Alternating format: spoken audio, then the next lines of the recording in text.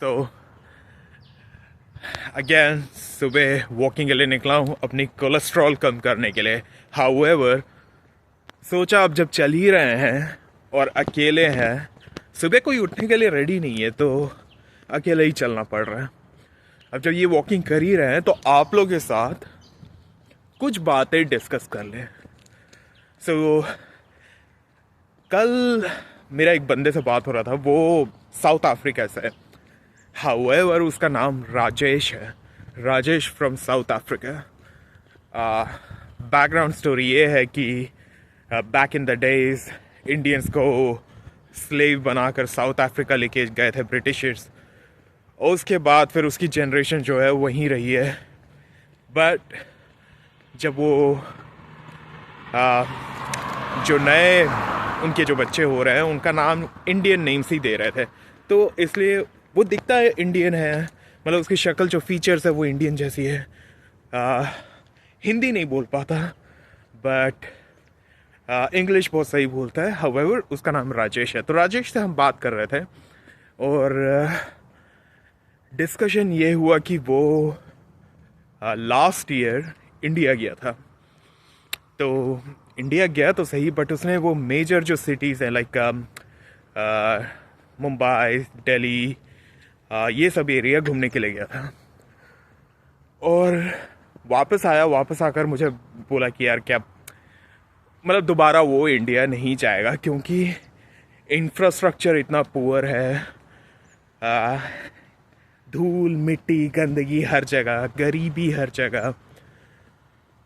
फिर हमारा ये डिस्कशन स्टार्ट हुआ और ये जो डिस्कशन है बहुत आई थिंक बहुत अच्छा डिस्कशन हुआ था, क्योंकि रूट कॉज हमारा जो काम है हम वो जो राजेश है, Rajesh is a project manager और मैं एज अ बिजनेस एनालिस्ट काम करता हूँ। तो हमारा जो काम है वो हम कहीं इश्यू स्टार्ट होता है तो हम इश्यू को रिजॉल्व नहीं करते, वो इश्यू क्यों स्टार्ट हुआ है वो आइडेंटिफाई करके उसके रूट कॉज में आते हैं और रूट कॉज को एलिमिनेट करते हैं। तो बीइंग सेड दैट हम ये जब डिस्कशन कर रहे थे तो इसमें उसने एक अच्छा एक पॉइंट निकाला कि वो जब इंडिया में था तब उसने ये नोटिस किया कि हर जगह मंदिर बन रहे हैं, मस्जिद बन रहे हैं, चर्च बन रहे हैं, बट कहीं प्रॉपर स्कूल्स नहीं दिख रहे। सरदार वल्लभ भाई पटेल का बहुत बड़ा एक स्टैचू खड़ा कर दिया गया है और काफ़ी सारे रुपीस खर्च किए गए हैं उसके पीछे। वो मुझे बोला कि तुझे इसमें कोई प्रॉब्लम नज़र आ रहा है क्या?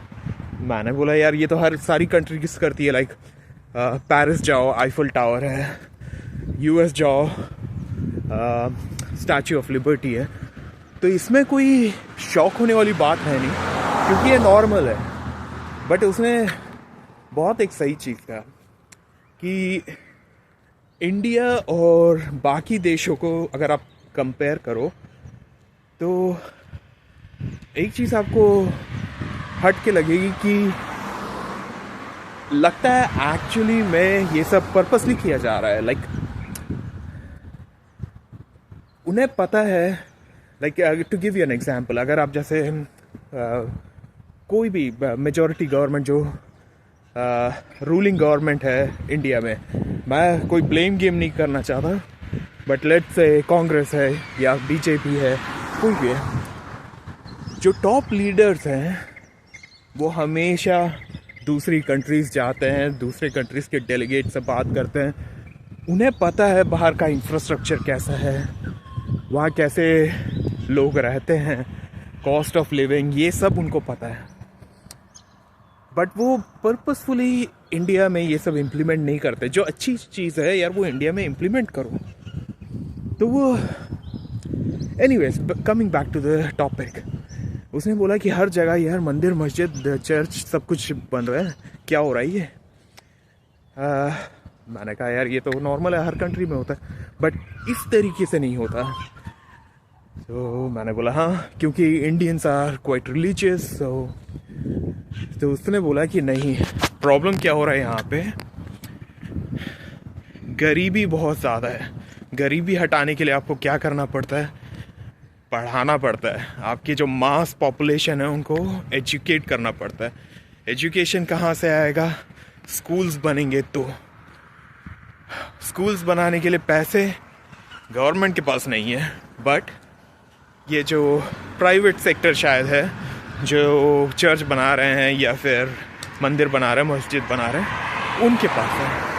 तो गवर्नमेंट को ऐसे नॉर्म्स, ऐसे लेजिस्लेशंस पास करने चाहिए जहाँ पे एटलीस्ट एक एरिया, जैसे ऑस्ट्रेलिया में एक सबर्ब होता है वैसे हर सबर्ब में, इंडिया के जो सबर्ब्स हैं उसमें एक स्कूल होना ही चाहिए, मैंडेटरी है। लाइक ऑस्ट्रेलिया का पॉपुलेशन क्या है? 25 million, 27 million people. India 2 billion है और उसमें से मास पॉपुलेशन अनएजुकेटेड, पॉवर्टी रिडन है। सो ये एक ही चीज़ से हो सकता है। टाइम लगेगा, 20-30 साल, 40 साल शायद लग जाए, बट अगर आप स्कूल नहीं बनाओगे, अपने मास पॉपुलेशन को नहीं पढ़ाओगे, उन्हें जॉब नहीं मिलेगा और गरीबी वैसी की वैसी रहेगी। अब गरीबी रह रही है तो क्या हो रहा है? आपका टैक्स, गवर्नमेंट जो टैक्स कलेक्ट करती है वो जो वर्किंग 9 to 5 क्लास है उनसे ही कलेक्ट करती है। अमीर टैक्स देते नहीं, गरीब के पास पैसे नहीं तो टैक्स देते नहीं।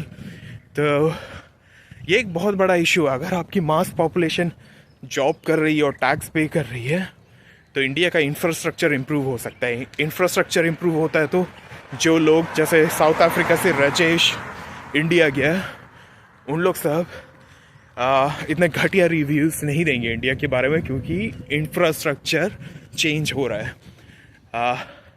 जब जाओगे तो प्रॉपर रोड है, एम्यूनिटीज़ है, टॉयलेट्स है, या बहुत इश्यूज है। बट गवर्नमेंट को मैं ब्लेम नहीं करना चाहता, बिकॉज गवर्नमेंट को पावर में कौन लाता है? People like you and me. But अगर आप अपना कॉमन सेंस दिमाग नहीं चलाओगे तो राजेश के वर्ड्स में ये था कि इंडिया शायद नेक्स्ट अफगानिस्तान बन सकता है। तो द वे इट्स गोइंग सही नहीं लग रहा। और उसकी बातें सुनकर मुझे सही लगा कि यार शायद एक एक्सटर्नल जो बंदा इंडिया गया नहीं है और वो अपने रूट्स, क्योंकि वो वहीं से है, उसकी जो बैकग्राउंड है वो इंडिया से ही है, तो अपने रूट्स को मतलब चेकआउट करने के लिए गया था कि मैं इंडिया में रहूँगा तो अगर मैं इंडियन होता तो कैसा होता, ये वो करने के लिए वो इंडिया गया था। बट उसका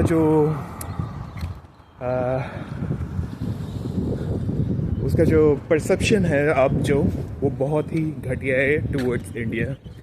और मैं सिर्फ राजेश को एग्जांपल देना नहीं चाहता, वो उसको स्केपगोट बनाना नहीं चाहता, बट हम जैसे लोग जो इंडिया छोड़ के बाहर जाते हैं, इट्स फॉर अ रीज़न।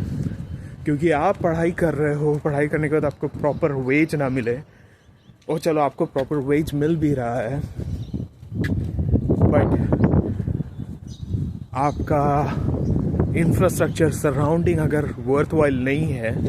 जैसे इंडिया में मैं बैंगलोर में काम करता था, ओके सैलरी थी, कंप्लेन नहीं कर रहा कि तब के टाइम में शायद 30, 35, 40 हज़ार कुछ मिलते थे महीने। ये मैं 10-15 साल पहले की बात कर रहा हूँ। ओके था, मैं रह सकता था, बट गंदगी, पोल्यूशन, पीने का पानी नहीं, लाइट जा रहा है हर 5-6 घंटे, कौन पुट अप करेगा ये सब के साथ। फनी स्टोरी, मैंने इंडिया छोड़ा था क्योंकि मैं तब ये बैंगलोर में कंपनी में काम कर रहा था, आई थिंक HP था, HP में काम कर रहा था। तो मेरा जो शिफ्ट था वो आई थिंक 2 से 6-9 बजे ऐसा कुछ, एक और टाइमिंग था। तो इस और टाइम में जब काम कर रहा था तो जो HP ने हमारी टीम के 2-3 बंदों को US भेजा हुआ था। तो US में ये हम लोग टीम्स कॉल कर रहे हैं, तो जब कॉलिंग हो रही है तो हम बात कर रहे थे, यार US कैसा है, सही लाइफ जी रहा होगा।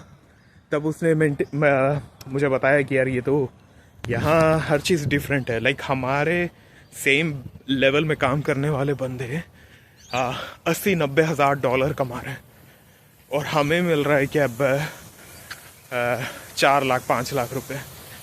उन्हें मिल रहा था तब 20-30 लाख रुपए। तो कॉमन सेंस है यार, अब इतना तुम पढ़ाई वढ़ाई किए हो और उसके बाद फिर अब मतलब एज ह्यूमन बीइंग्स हमें अपनी हम सबको लाइफस्टाइल जो होता चाहिए वो एक टॉप क्लास लाइफस्टाइल चाहिए। लाइक आप कौन गरीब रहना चाहता है? किसी को गरीब रहने का शौक नहीं है यार, सबको पैसे चाहिए। We live in a capitalist economy और इस इकोनॉमी में जीने के लिए पैसे चाहिए, और पैसे हैं तो आपका रोल है, रुतबा है। अगर पैसे नहीं है तो कोई आपको नहीं पूछेगा। दैट्स द रियलिटी, फैक्ट है। तो फैक्ट को एक्सेप्ट करते हुए हमने तब डिसीजन लिया यार छोड़ो, अब बाहर निकलो, क्योंकि 5-10 साल में इंडिया चाइना बनने वाला नहीं है, यूएस बनने वाला नहीं है, टाइम लगेगा। सो हमने ये डिसीजन लिया, नो रिग्रेट्स। बट कभी कभार सोचता हूँ कि यार काश इंडिया डेवलप्ड होता, लाइक नॉट इवन डेवलप्ड। अगर आप माल्टा या फिर इंडोनेशिया, मलेशिया, ये सब कंट्रीज जाओगे तो वहाँ पे ये उतना डेवलप्ड कुछ है नहीं, बट स्टिल आपका जो लिविंग स्टैंडर्ड्स है बहुत हाई है। और वहाँ के लोग ऐसे बहुत ही रेयर हैं जो बाहर जाते हैं। लाइक मलेशिया से ऑस्ट्रेलिया लोग आते हैं, मैं नहीं बोल रहा नहीं आते, बट बहुत कम आते हैं। तो अगर इंडिया जैसा मलेशिया ऐसा होता तो आई डाउट शायद मैं छोड़ता, मैं वहीं शायद रहता। तो लॉन्ग स्टोरी शॉर्ट दोस्तों, आई थिंक अगर नेक्स्ट टाइम आप वोट कर रहे हो तो पढ़े लिखे यूथ अगर कोई है जो रन कर रहा है पीएम या टॉप जॉब के लिए, तो उनके लिए वोट करो, कॉमन सेंस यूज़ करो। अदरवाइज जैसा कि राजेश ने कहा, इंडिया शायद अगला अफगानिस्तान होगा। तो बी केयरफुल। चलो आज के लिए बस इतना ही। अब मैं थोड़ा रनिंग के लिए जा रहा हूँ, बहुत चल लिए। तो मिलते हैं आपसे नेक्स्ट वीडियो में।